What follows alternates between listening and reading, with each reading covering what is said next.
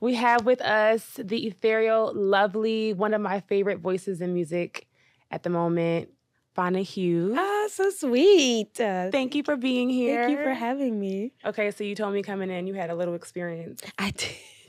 It's so New York. Like, how did that happen? Like, a bird just pooped. The thing is, though, like, you ever, like, been walking underneath a tree and sometimes, like, there's, like, a little sap, I don't know, like, just falls on your face? I'm thinking it was that. And then I was like, wait, there's no trees around. And I wiped my face, and it was just brown shit. It's a mess. Yeah. But I did say that they say it's good luck. They say landing on the face must be extra good luck. I was like, I'm never coming back. Did it happen like in Soho? Just like literally right outside. Like 2 seconds before I saw, like 2 seconds before I walked in here, I was just like, gosh. Huh? Okay, well, we can't tell. You look good, girl. Okay, thank you. Okay, so you've been busy. Fresh off Euro tour. Mm-hmm. How was that? Euro tour was insane. Like, it was crazy to me just because, I mean, I did a Euro tour last year too. Yeah. But it's only my second time like going there and performing songs. And so like it's insane to know that like people on that side of the world know my music. Yeah. That's just, it's a crazy concept to me. And I haven't processed it yet, you know? They love R&B though. They do. They love R&B differently. Like they do you know why? Like I don't. I don't know why. I really don't know why. Cause they also be singing over there. Yeah, they do. But I mean, like a bit of history. Like maybe it's because like you know, like back like the Rolling Stones. Yeah. They loved R&B and like rhythm and like real rhythm and blues and things like that. Yeah. So maybe it's just like carried over from that. Like I don't know. And then I guess if you think about it, like a lot of Black artists will go to Europe. Yeah, and have more success there than here. That's what I'm saying. Like they kind of appreciate Black music. They love it. Yeah, and I love culture that a little differently. Yeah. It's a little different.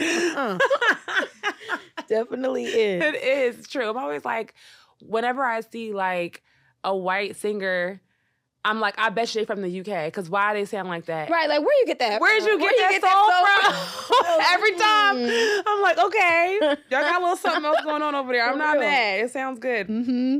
Okay, so the album MOTH, you dropped that this summer. Mm-hmm. Is that June? June, yeah. Okay. Wow, time is like flying. I know. But I love that I feel like it's moving with you. It's good movements. Yeah, good movement. So it stands for Matters of the Heart. Mm-hmm.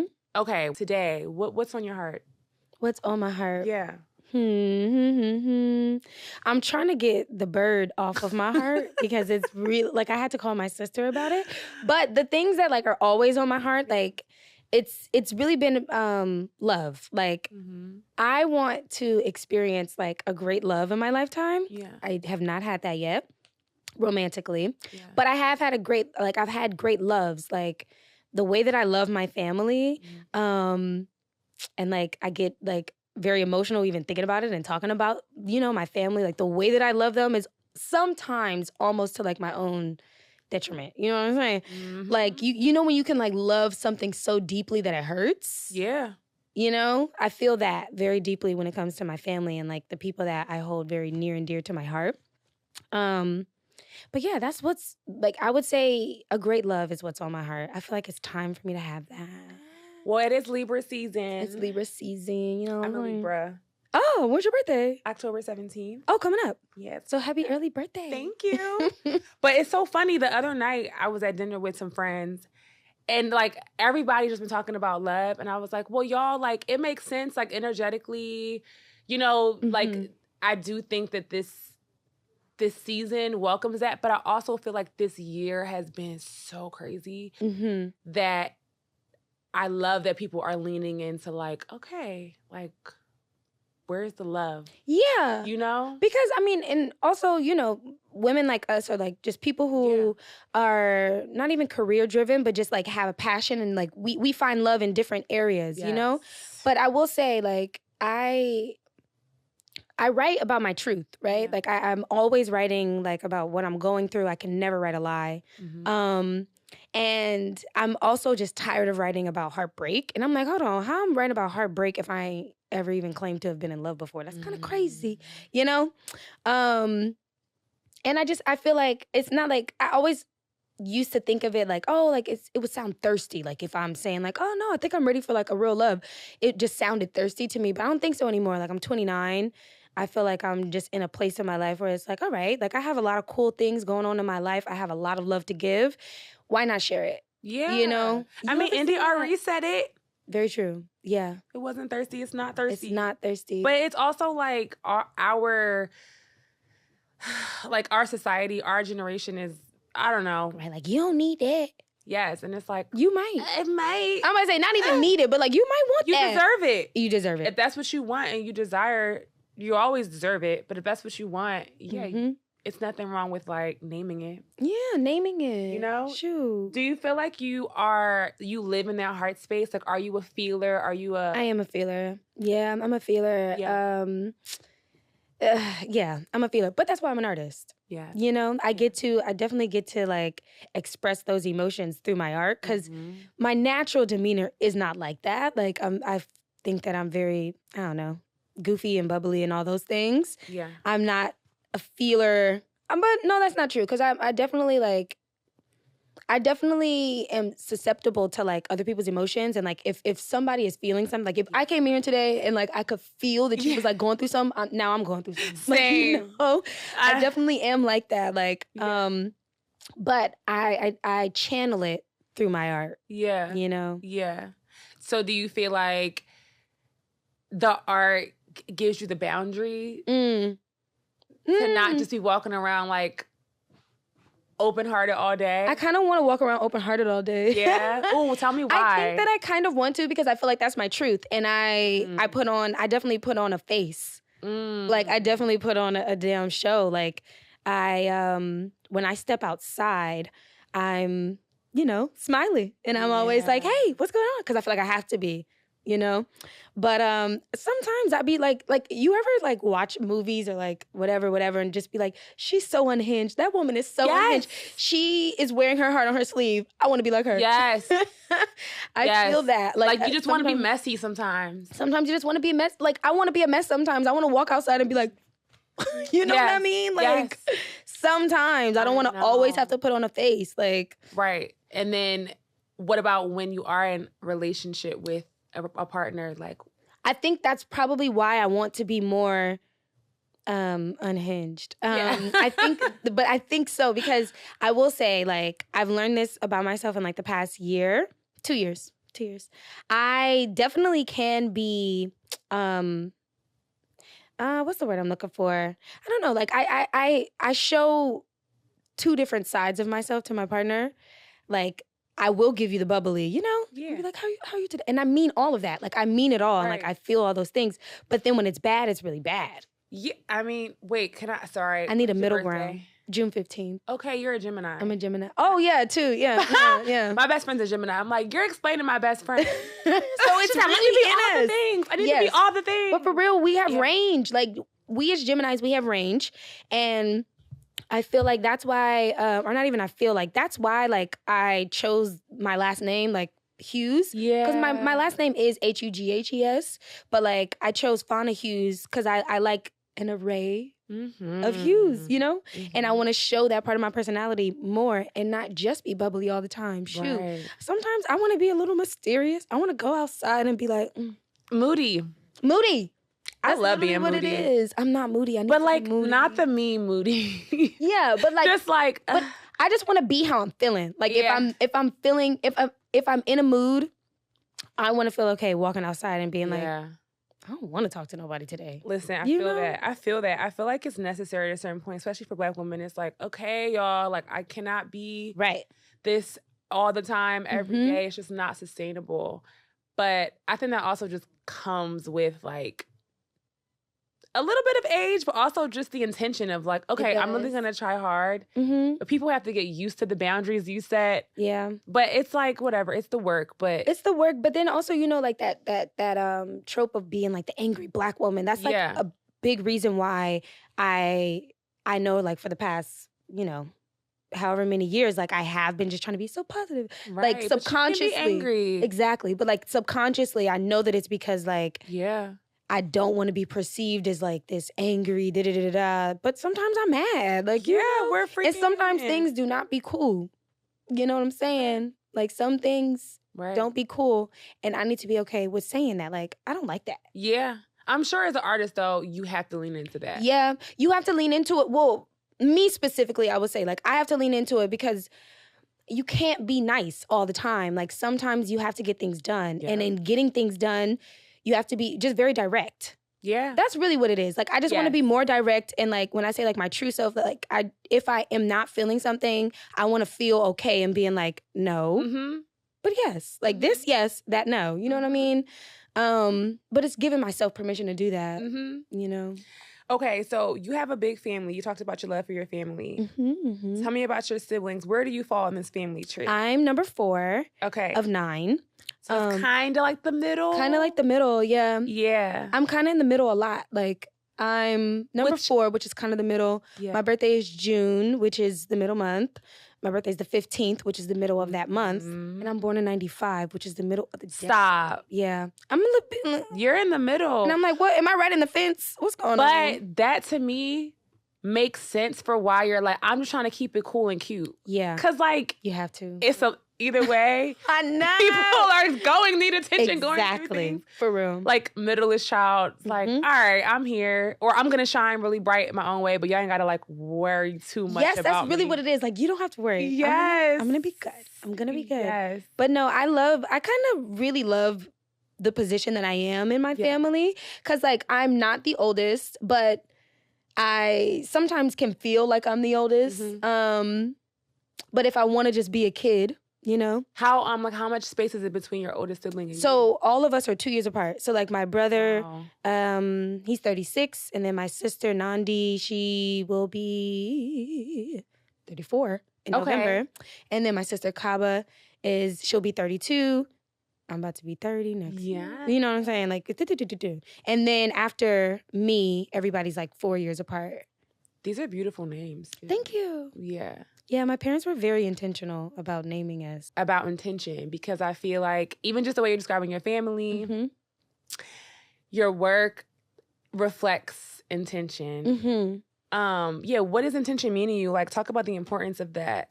Intention is but intention is purpose. Like, that's my purpose. I also feel, though, that's why I started MOTH with Take 2, and I have my mom talking about how she found my name, you know? Because a lot in the name. Yes. And she had like a lot of options, you know? Yeah. As one does. Right. When naming me, and she was just like, those don't feel like her. And my mom gave me the name Fana, which means spiritual joy or light. And like her giving me that name gave me purpose. And like, this entire album, like, I kind of based it off of that, like, off of being a light, and then, like, recognizing my own light, and then also not being ashamed to ask for, like, you know, if I need help, like, even being on this like, you know what I'm saying? Like, shine your light. Yeah. I could take some of yours, you could take some of mine. You know, share is what it is. Sharing light. Yeah. But all of that goes back to the name and, like, the intention that my mom put behind my name. So intention is everything, because to me, it's my purpose. Like, my name is my purpose, high key. My name means spiritual joy or light, and then my middle name, Subira, means patience rewarded, which is something that I've been, like, chasing my entire life, like being truthfully patient and still and calm. Yeah. I'm still chasing that at this big age. I feel like we're always. Yeah. Like, we have to always be chasing that, because moments will speed you up. But that's, like, moments will speed you up, and then, like, you forget to be in the moment. Yeah. I mean, especially just everything is so fast-paced, and it's like, even if you think you're being present, it's like, wait, whoa. Right. Right. Like, wait, we're done? Yeah, exactly. Like, that's how I felt, like, even being on tour this summer, it was like, wait, hold on. We go home? Yeah. In, like, a day? Right. Like, what? Right. I love the name thing. I relate. Okay, my name, I'm feeling like so much synergy, because my name, Lakin, the one who brings sunshine. Oh, lovely. And then Imani. Faith. Yes, exactly. So I've always been like, I love my name. I love my name. I am my name. And like, my parents. Like, they killed it. Like, they killed that. Exactly. So I feel that. And I feel like, you know, people have names and they're like, I don't know what it means. But I really do think when your parents are intentional about that, it really kind of does shift like the way you see yourself. It gives you like an early like sense of self-awareness and like guidance. That level of intention, like where did you first see that modeled outside of your name? Like would you say it was in your family, your parents? Like, yeah, my mom for sure, I would say, and my dad. But like my mom specifically, she's a healer and a midwife, and right, like just ushering life, like just ushering life into this world. What other kind of healing work does she do? Like holistic healing. Like she's a nutritionist. She does like uncoilings. Have you ever had an uncoiling? No, tell me about it. Okay. I'm very much so into like. Can I be too. Uncoiled for real? So like, okay. Intention, right? Yeah. Okay, so my mom taught me something. Hi, mommy.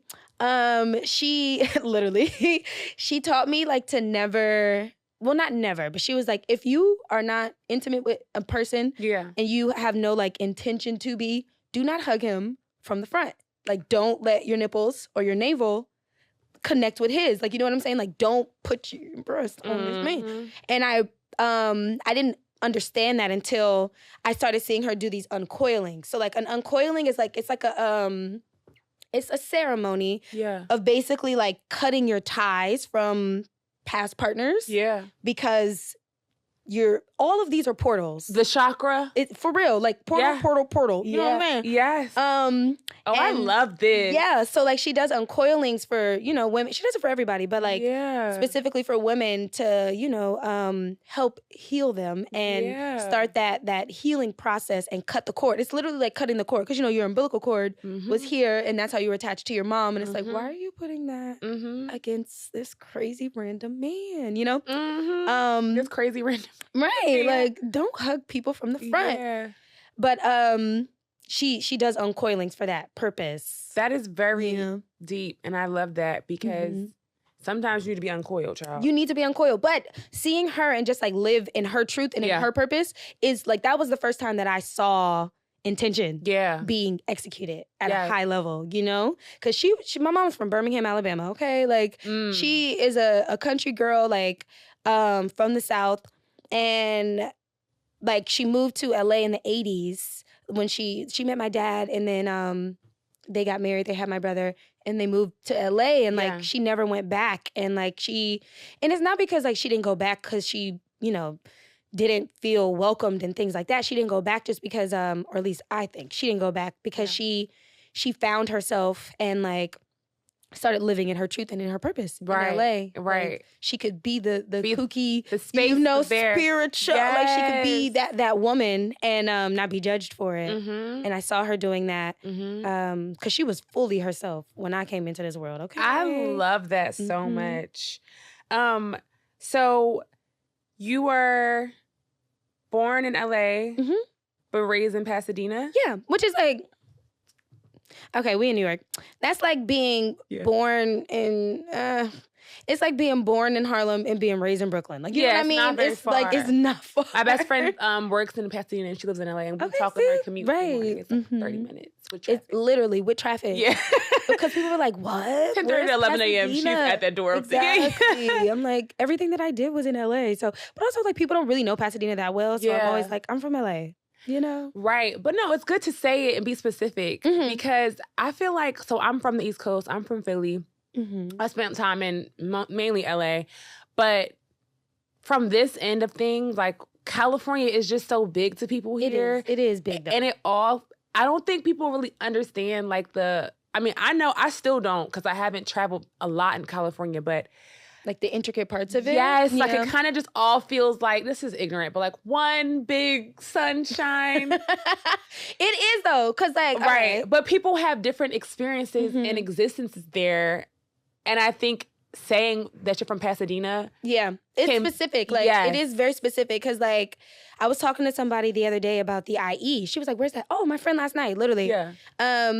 I was like, cause she's from Queens, and I was like, like being like, is that like being from the IE? And she's like, what's the IE? Yeah, what's the IE? The Inland Empire, like Inland Empire. A lot of people don't know about the IE, tell me about but like if you from LA, you know the IE. Like, yeah, where is that? Far. Okay, so like Pasadena is what? Like Pasadena to me is east. It's the like what's San Gabriel Valley. Okay. Then the Inland Empire is like 30 minutes east of that. You know, like 30 plus east of that. And it's like that will probably be Queens. Yeah. Or maybe even depends on where you are. If you're in Brooklyn, then that's the Bronx. Okay, right. Don't come for me, y'all. Because I'm not but I'm here for 10 years. So, I mean, everything is far. Everything is the opposite end. Yeah. Would be what you're saying. Literally. Like just far out. Like, maybe it'd be like Long Island or something. Yeah, I've never been to Long Island. It's like, I don't know why I would be there though. Like, what would take me to Long Island? It's very residential. Okay. It's like a break from all this. Okay.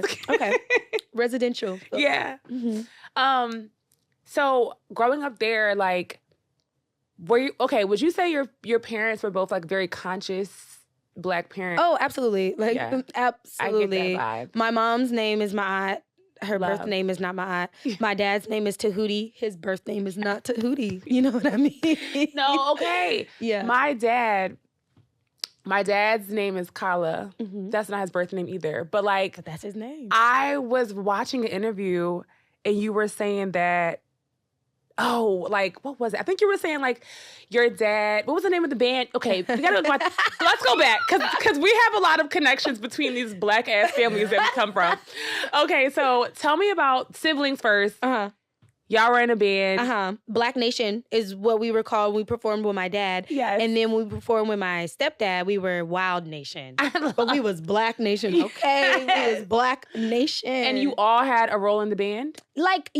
So my brother was a rapper. Okay. And my sister Nandi, she's the oldest girl. She was a singer. Okay. And so then me and my older sister Kaba, we just sang backup. Love. You know, very and important. Did a little one too, you know what I mean? Type thing. But where were you singing? Roles. Oh my God. Oh, okay. So my dad used to rewrite because we didn't celebrate Christmas and stuff growing up. You know what I mean? Okay, so we didn't celebrate Christmas, we didn't celebrate Halloween, Thanksgiving, none of that. So, but he would Kwanzaa? We did Kwanzaa. Okay, wait, did we live the same life? Moja, you know what I'm saying? Period. I mean, my mother's name's Imani. Right, literally. Last that's principal, Imani. 7th day. 7th day, for real. But we would he would rewrite these songs I'm trying to think, what is that Christmas song that he wrote? Oh, he rewrote. It was a Christmas song. Oh my God. It's Christmas. Donnie but Hathaway. Yes, this Kwanzaa, literally, Canara's candles blazing bright. And I'm like, what? Yeah. Why was we singing that? Because he said, we're going to reclaim some things. He said, this Kwanzaa. Oh, this is Kwanzaa. This Kwanzaa. I'm obsessed. So funny. He would rewrite those things. And then he had this one song. It was it's just a black thing. I don't know. We was real out there. That is so. They had the Kwanzaa rap. Yeah. They was just deep in that we Black people. No. Pan-African. Yeah. You know? Same. My mom was she appreciated the things, but it was my dad. It be them. And still, shout out to my dad. Hey, Baba. Right. Hey, Baba. Oh my God, for real. I was last night I was in the club. Last night with my friend, and my Baba called me, and she was like, "You call your dad Baba?" Yes, I have never in my life. This might be TMI, but I've never in my life, and okay, I don't remember it. This might be TMI though. I've been intimate with somebody one time, and I said "daddy," and it was that's weird, and I was like, "Oh, I guess I never." I was I never thought about it like that because I don't have a daddy. No. I have a Baba. Oh my God. I have a Baba. Yep. It's different. Yes. Hey, okay. Baba. Right. Hey, Baba. What's up to our Babas? For real. And it's so funny because everybody calls my dad Baba. All my friends, my boyfriend, he's everyone's Baba. I've always shared him. He's a community Baba is what I call him.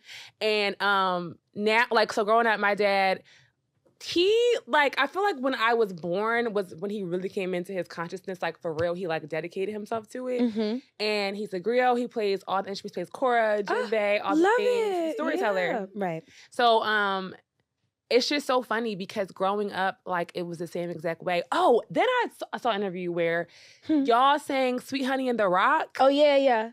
The girls don't know about Sweet Honey in the Rock. That was the first song that I learned. My memory goes back. It goes back to like when I was like 2 years old, and I remember learning that song though. They're amazing. My Baba was teaching us that song. Like he was Yes. like, "You sing this harmony." Oh my God. I used Harmony. to go to their shows. I used Really? Oh wow. to have all the tapes. That's crazy. Of Children though. That was the song that my Baba taught us. And like I reread The Prophet recently. And you know, like that's where it came from. Like, oh, I didn't know that. It's oh, in the name of the whole thing. Like your children are not your children. Oh, they are the sons and the daughters of light. It's from The Prophet. Yeah. Oh. Honey in the rock. Yeah. I was reading it on tour actually. Wow. Yeah.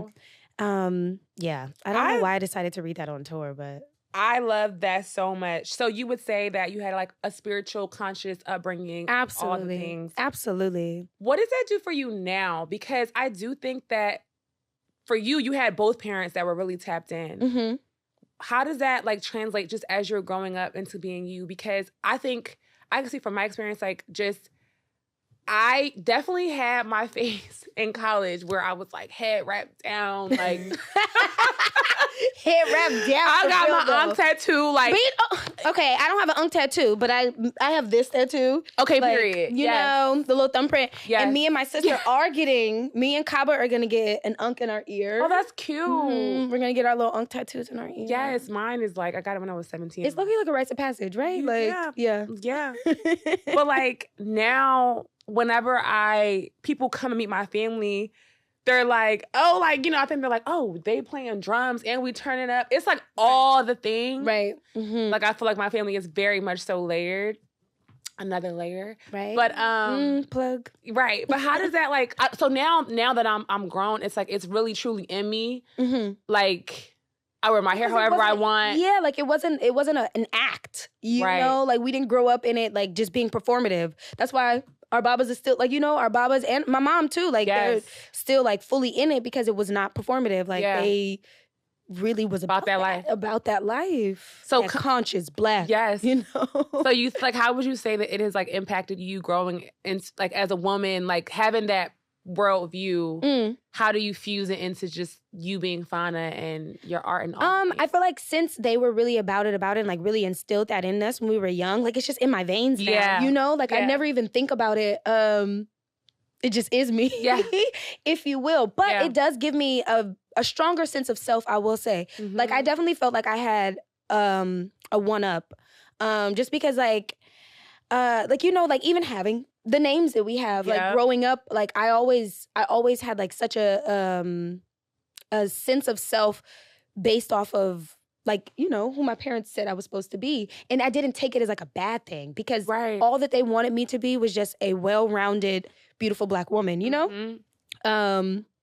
And yeah, like it gave me like the best sense of self. Yeah. And I have been in growing up though, and like going through life and like meeting different people and all of these things, you can like stray from that, but like of course having somewhere to get back to. Listen, you know what I mean? Lord knows I have been a wild girl, but it's never. I saw so much in your eyes just now.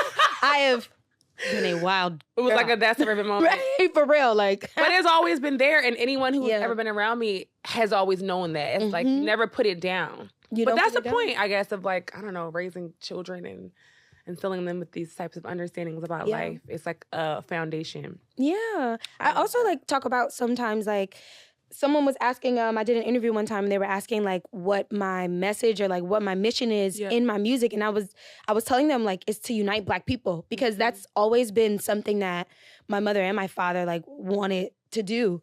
And you know, growing up and like having friends from different places and things like that, the way that they view Black people here, it's very strange to me. You mean like friends that are not? They're Black, but they're not from here, right? You know, yes. It is very different. It's just different, and like I never grew up with like I don't know, like I couldn't differentiate the two. I'm like we're Black, 'cause we're all same, you know. But I always have wanted, and I would love for Black people to just love on each other a bit more around the world. Because you know what I mean? In like, these diaspora awards. For real, what is it? I'm like, what? Like, y'all, we didn't do that. Right. Come on. You know? Okay, so tell me about this pivotal moment that happened when you were a baby. and you got sick. Yes, y'all. Yeah. Like, all right. Right. Okay, so tell me about that. You were, how old were you? I was about 2, maybe I was about to turn 2. I think I was 2 or 3. Okay. Yeah. And I had like strep throat, tonsillitis, and scarlet fever at the same time. I know. I just remember like it hurting to talk. You remember? I remember it hurt. Like I remember the pain. Wow. And like other random things. Like I remember like, cause you know like fever dreams. I remember waking up from a fever dream and like my parents had a waterbed. The 90s. Oh my God. But like they had, sorry, I spit. They had a water bed and it was like, I remember like waking up from my fever dream and just being like, why am I moving right now? Yeah, oh my God. And I was in the bed, like I was in the water bed. But I just remember like the pain from trying to talk. And but then after, that's why I sang backup in the band, I think. They had me singing backup because my voice was just like really raspy. Like it was injured. My voice was injured. For how long? I would say like I had a really raspy and like scratchy voice from like 2 to like, I like kind of taught myself how to not have it anymore at like maybe 9 or 10. How? And like, what made you at 9 or 10 be like, okay, my voice is raspy because people like would make fun of me. But raspy voices are the thing. I know that now. It's still raspy though. It's still raspy. Yeah. It's still raspy and I lose my voice a lot. Really? Like, I lose my voice a lot. Like it was really injured. Cause you know, still developing at that time. Yeah. But they used to make fun of me and they'd be like, I don't know, I talk like this, like, oh, I'm Fana. Oh my God, that's so cute. I thought it was cute too. Like when I watch videos, I'm like, oh. But no, they used to make fun of me. So you taught yourself how to just like talk with like a higher voice and like, and it sound more prominent and like not have that whisper in it when I was like 9, I think. What do you feel like, I mean, obviously now your voice is your instrument, so... At the time, though, you obviously were singing. I was singing. So, but, like, when I was teaching myself, not even teaching myself, but, like, when I decided, like, oh, I don't want to sound like this anymore. Like, I kind of want to sound like this, is when I realized, like, oh, like, I can do things with my voice. Like, I can manipulate my voice to sound a way that I wanted to. And that's how I taught myself how to sing. Like, granted, my dad, like, he taught us how to sing when we were young. Like, he really trained our ear, if I'm being honest. I don't think I had talent when I was a kid, but he definitely trained our ear to like hear things differently. And then when I was able to get on a computer and like download songs on LimeWire and things like that, that's when I like started teaching myself how to sing because I was just like, oh, like I can like work at something until like I'm happy with it. Like I can work at like my voice until like I sound the way that like sounds good to me. You know what I'm saying? Like that's when I taught myself how to sing. Yeah. That's so interesting because it was an injury that happened when you were so young. I was really little. Yeah, I don't remember my voice before that though. You know, right? Because it probably was just like your average normal baby voice. Yeah, just baby voice, like normal thing. Yeah, most kids don't start sounding a certain way until they are like, okay, that might be your little voice for a little while. You know, like 4. I don't know. Although. My boyfriend's niece, she's so cute. Her voice is raspy, and it's so cute. Oh. I'm like, I hope it stays raspy, right? Because I just think it's so. You can unique. hear it though. You can hear it in the cry though, like when babies are really small, right? Like baby having raspy cries. I'm like, yeah, it's so cute. I love it. It's like I think also for a little girl, like you have a presence when your voice is different. So I'm sure it comes with a level of like you said, you might get teased. So it's yeah. But I mean. It worked out. Yeah, but it worked out. Look at us now. Yeah. You know? So one of the things that I love about your music is that it really leans in different directions. And I know that, like, how would you classify yourself? Would you say R&B? Like, do you feel limited by these? Sometimes I do, and then sometimes I don't. Like, I say I make R&B and then some.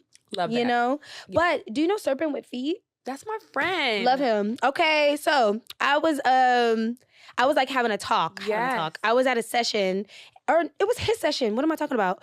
It was his session, and I was with my friend Bueno. Hello, Bueno.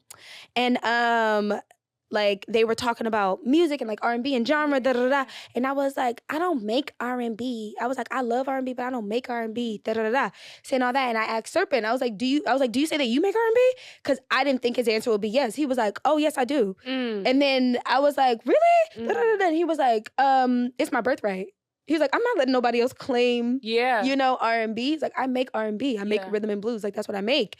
And from then on, I was like, you're absolutely right, actually. Like, you're actually right. So now I just say R&B and then some. And I just had to, like, not even train myself, but just, like, change my perspective on it because I do make R&B. Like, you know what I'm saying? Like, I grew up with R&B. Yeah. Like, it's in my veins, literally. And so, like, my music will always start from that place. Yeah. And the genre can grow, and it is growing. I'm growing with it. Like, you know what I'm saying? For sure. And I can bring something new to the genre. It doesn't have to be textbook. Like, it doesn't have to be that thing. No. But yeah, R&B and then some. I love that. And I think if you look back at, like, its origins, it has always been this expansive thing that, right, within different eras of it sound this way, but I just love all the different iterations of R&B. Me too. And it's like Serpent said, it's like you can't limit something that continues to evolve. Like, it doesn't even really make sense. Like, why would we do that to R&B? Why would we try to make it this one thing? Right. Like, it is all high key, Like, I mean, they did it really well with hip hop. Like, hip hop is pop. Yeah, hip hop is pop. It is pop music. Like, it's popular music. And I think that R&B definitely, as a genre, is right there. Like, you know what I mean? Yeah. Like, the pop songs that are out today, like, even people They're running. so close. You know what I'm saying? Like, the way that people, like, do their runs and, like, their riffs and stuff like that. I'm like, you grew up listening, you know what I'm saying? Like, listening to some real Everybody's R&B. like, I listen to Brandy. And it's like, yeah. Of course. Right? Like, of course you did. Of course you did. The other thing about R&B is interesting to me is, like, and someone said this to me, it's not tangible in the way that, like, hip-hop is. Very true. Like, hip-hop, there's, like, your hair, your style, right, slang, like which in a way to me makes it feel even more limitless because it's like you can't really put your finger on it. Right. You can't really define it in the same way sometimes as you can with other genres. Right. But, like, you could have a Solange and then you could also have, like, I don't know, like, who I guess would be, like, quote unquote textbook R&B. I don't know. Yeah, just R&B, like straight up. Runs, like, exactly. Like, melodies are, right. Yeah. You can have, but it can also be artsy. And you can hear it all within. Yes. Which I love. Like, you can always hear somebody, like, you can hear the 90s in Solange. Yeah. You can hear, like, Destiny's Child in Solange. You know somebody else that I love talking about when it comes to R&B that people, I guess, wouldn't think is R&B? Yeah. Kalila. Like, I auditioned to sing backup for her. Really? Yes, in, like, 2017, something like that. But something that I learned from her, obviously I was obsessed, but something I learned at that audition, she was looking for 2 singers that could do 2 very specific things. Yeah. She wanted somebody who could sing very straight, like, just hold your note, like, like, very straight. And then she wanted somebody who had a crazy vibrato, She wanted both of those things so that, like, when layered on top of her voice, like, she had all those textures. Yeah. And I'm like, that's some real, that's like, nerdy R&B. Exactly. But it's nerdy R&B things, though. Like, to me, like, you know what I mean? Like, yes. Because she has all those textures, like, those three textures laid on top of each other. And the blend is insane. Like, you wouldn't know that blend, though, if you weren't listening to, I don't even know, like, Whitney Houston or a Brandy. Like, you know what I mean? Very true. Yeah. It's insane. Kalila was my first cover story I ever wrote. Really? And like, so just spending time with her and talking about that and talking about singers like Tweet. Just like, she's just like, Tweet studies it. And people never give Tweet. Listen. Her flowers. Yeah. Because insane, okay? No. So I wanted to also ask you, like, for Moth, you said you were really more vulnerable. Mm-hmm. How else do you relate to that metaphor of a moth? A moth?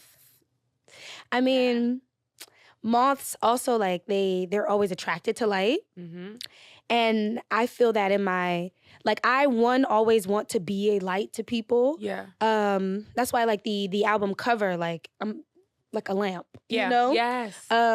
Because I want to be a light to people, but also I am also attracted to people's light, you know? Mhm. So I actually made some songs that like didn't end up making the album, but like the prompt that I gave the producers when I went in the studio was like, make it sound, I was like, I want the intro to sound like a moth flying. Like I want it to be chaotic because sometimes my life is chaotic, you know? And my brain can get chaotic, my emotions can get chaotic. I was like, I want all that chaos because moths kind of fly like with no rhyme or reason. Yeah. But they always still find a light. You know what I'm saying? So true. And like that's I wanted it to come across like that. And I think I'm gonna end up doing like a deluxe. And I wanna like go back to that part of like the creative process, like getting back to that aspect of it. Like, let me also give a little chaos in this. Yeah, you were saying let's get a little unhinged. Yeah, let me be like, oh, this is me. Yes. I bleed bread just like you. Yes. You okay, I was reading an Essence piece actually written by my friend Akili. Akili, yeah. Yes, shout out Akili. Hey. And you said that the album really was like you reflecting yourself back to you. Mm-hmm. What did you reflect? Like, what did you see? What did I find? Yeah. I found that I'm, again, like what I was saying when I came in here, I found that I definitely put on a face. Yeah. And I didn't realize that until this album. How so? Like, what about the process made you? Well, because like the producers that I worked mainly with on this album, Josh Gray and Anoop, they like, I just felt very comfortable with them. Mm-hmm. And I didn't have to put on a face. Like I could come and not talk to y'all for, 20 minutes if I didn't want to. Right. And they won't feel like, they wouldn't feel like Fana was being weird, like, oh, she could be in a bitch right now. Like, you know what I'm saying? They didn't make me feel like that. They allowed me to be myself. And in them allowing me to be myself, I realized that I hadn't been myself in every session. Like sometimes I would go to session, I'd be like, oh, you have to leave with something. You got to leave with something. And it's like, that's not real. No, you don't. Like, right. I don't have to leave with something if I'm not feeling it. Like, if I'm not feeling compelled to write today, I don't want to just write anything. You know what I'm saying? And it made the process, though, less like work. Yeah. Like, I was just able to be. Exist. Just in a exist. creative space. Yeah, but, like, that's something that I found that even in my artistry was not being myself all the time, which I don't want to do. Yeah. What else did I find? I found that sometimes, like again, I'll keep talking about light, but that sometimes when my light is dim, it's not shameful to ask for light and help from somebody else. Like, it's not shameful to say that you need help. Something else that I found. Yeah. I'm trying to think. What's another thing that I found? I found that like the best part of this entire thing that I do, like doing art, doing music, is in the process. And before it hadn't been in the process. Before it was like the best part was performing, which it still is. I love performing because I get to see in real time, like my words and my emotions connect with people. Yeah. But also like in making this project, like I found I have a newfound joy for that. Yeah. Which I hadn't had before. Like when I finished Flora and Fauna, I was done. Like I was ready to You were over it. I was over it. When I finished Moth, I was like, oh, that's really when we gonna go back to the studio though? Like, you know what I mean? Yeah, like, you didn't feel depleted by it. I did not feel depleted. I got life from making this project. And maybe it was because you were just being, like, you know how when you're like, you go into like in any situation where you're not performing, but just not, your wall isn't completely down, like, it's almost like being tensed up. Yeah, it's literally what you just did. It's like this. And it's like, oh, that's exhausting. It's exhausting. So like my back hurt. Yeah, like my back hurt. For real. I think that like that process of just like being willing to be reflected is like reflected back to yourself is wild. And like me and one of my best friends always talk about it, like, oh my God, I'm so drained from doing this work of like trying to see myself. But also I always wonder, like, what is it like this is no shade, but what is it like for people who are like afraid to do that work or like just don't want to. I was gonna say like people who live in delusion or yes, like, or just live in like this is fine what in it is, right? fine. I'm like, is ignorance bliss? I don't know. Yeah, It probably is. It probably is. Sounds it really chill. Right. It sounds so chill. Like, I wish I could be ignorant. I know. But for real, like, we don't have that. I don't. We just don't have that luxury. Gotta take it there. Gotta figure it out. For real. Like, I just, also though, because like being alive and existing, you know, at all is just like, one, it's so wild to me. Like, why are we here? How are we here? Don't get it. Don't look in the mirror for too long because it gets really weird. I know. It does get very, very weird. But at the same time, like, it's just crazy to me that, like, people are not always looking to get better or, like, to be better. Like, I hope that I never feel like, one, I know it all or that, like, I figured it out. Right. Like, you know what I'm saying? Yes. Like, I want to be comfortable and, like, have that sense of self. Like, I know that I'm a good person. I know all those things. But, like, I want to be comfortable. Yes. But I hope that I'm always learning new things about myself and how to better myself and better my relationships. Like, I feel like when you get too complacent in, like, where you are, you die. You know? Like, anything that's death. is essentially dead. Quite literally, yeah. You know? Talking about patience really quickly, I want to just go back to that because I feel like you are an artist who you've been out here, like you consistently drop such strong projects, such strong like visuals, such strong style. Like everything is always so on point. And like collaborating with Tyler, the creator, and then new collab with Doechii, which I know. I keep forgetting about that. The only reason I keep forgetting about that is because like I did it on the road. Okay, so it's like a... It was insane. I left a show. Paige was there.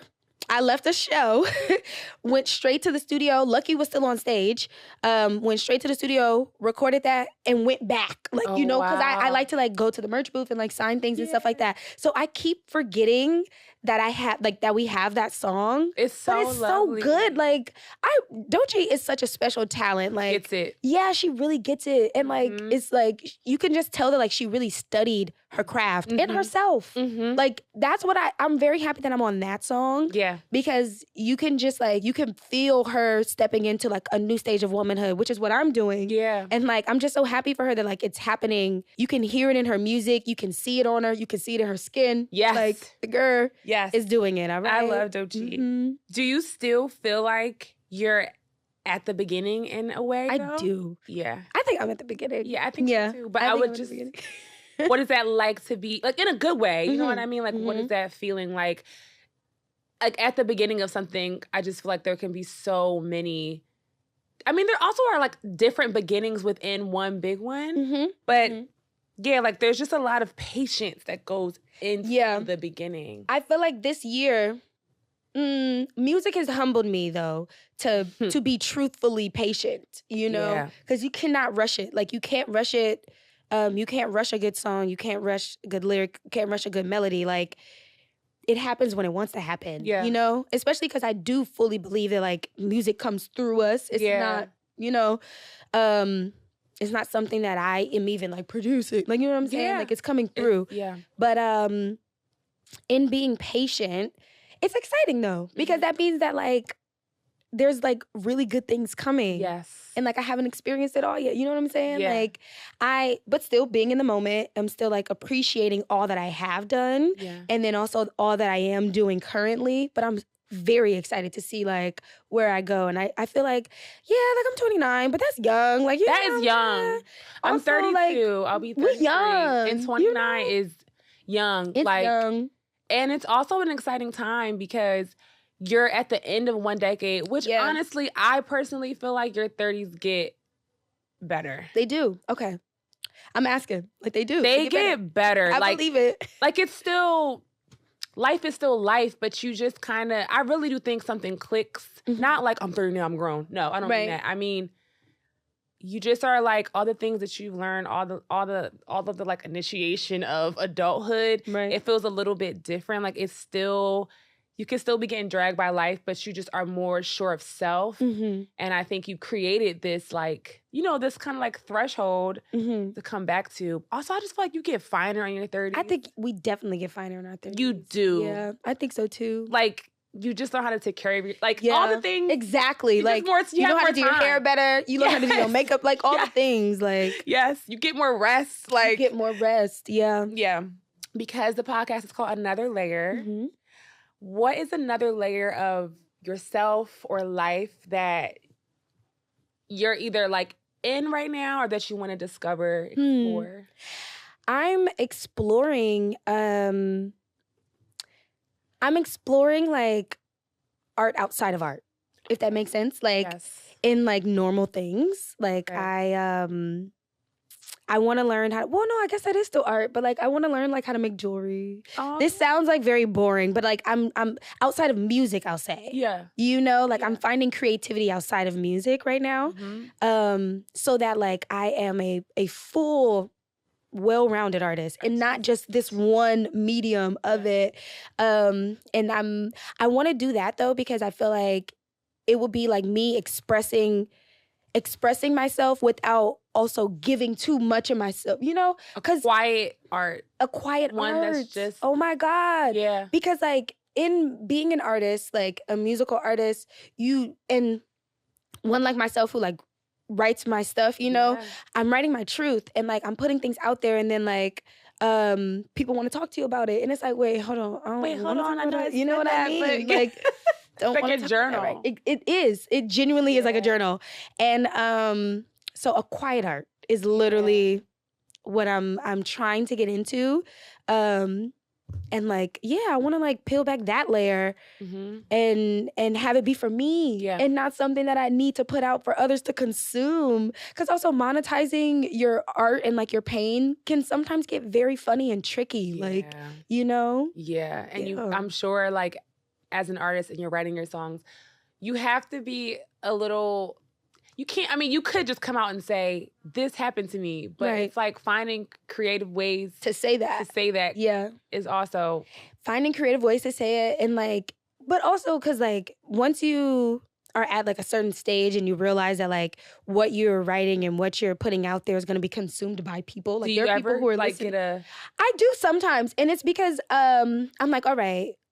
Like, I need to, like, I have this emotion. I know it's something that other people feel. How do I say this in a way that makes them feel connected to me? Yeah. You know what I mean? Sometimes, and like, sometimes I write with that in mind. And like, I've heard other artists say like, oh, never write for people, da da da. And I hear that. Because when people write with other people in mind, like, it's not true to them. But the way that, like, who I am and like, the whole idea of me being an artist that's like, as a career, to me is an act of service. Like, it's like social work, if you will. Yeah. Like, it can be. Yeah. So, like, when I am writing something to put out, I do sometimes think, like, all right, but are people going to understand what it is that I'm saying? Because if not, I can put it in my journal. Yeah. I can... make a necklace. Like, you know what I'm saying? Like, I can have my quiet art to express this thing. But like, if I'm putting something out to be consumed by people, I don't want to be that mysterious. Like, I love that though. Yeah. Like, I want you to hear what I'm saying and understand what I'm saying. Right. Yeah, because you're saying it. I'm saying it out loud. If not, I can say it in my head. Yeah.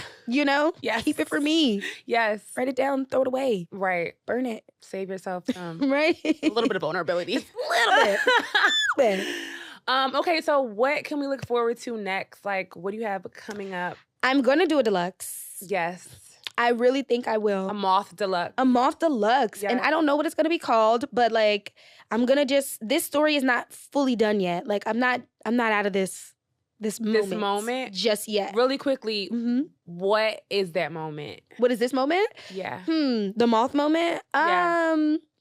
Again, I think it's that chaos, like, or at least that I feel like I left things unsaid. Oh. I left some things unsaid, but and it's the chaos of it. Okay. Like, I feel like I definitely did like I did the or like I laid into like the light part of it, and like the beautiful like the resolution. That's why I like had my babies on there. They're not my babies, but my babies. Yeah. At the end, then like I brought it back to family. I brought it back to center. Brought it back to one, but I didn't show enough of the chaos, I feel, and so I do want to still share that part of the story. So that's gonna come. So MOTH Deluxe is gonna come. I'm going on tour in the States. I'm gonna do my headlining tour. Okay, when is that? Next year. Yeah. Things to look forward to.